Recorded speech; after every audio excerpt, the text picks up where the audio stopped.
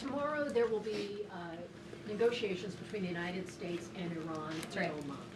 What are the president's chief goals for that, and is he satisfied with how Iran is responding to this? They don't want direct face-to-face negotiations, instead sort of old-school shuttle diplomacy where they're in separate rooms and messages are passed back and forth. So is the president comfortable with the arrangement there, and what is the chief objective? Well, I have spoken to both the president and also his national security team who will be engaged in these discussions. These will be direct talks with the Iranians, and I want to make that very clear. I also spoke to the president just last night about his goal when it comes to Iran, and he has reiterated repeatedly to all of you publicly and also privately to his team here at the White House, his ultimate goal and the ultimate objective is to ensure that Iran can never obtain a nuclear weapon.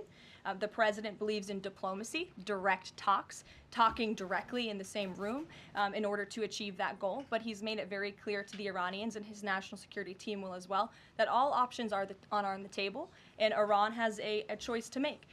You can agree to President Trump's demand, or there will be all hell to pay. And that's how the president feels. He feels very strongly about it. And can you update us on Mr. Witkoff in Russia and what's happening with direct communications with Vladimir Putin? I can confirm that Mr. Witkoff is in Russia to have direct communications with the Kremlin and with Vladimir Putin.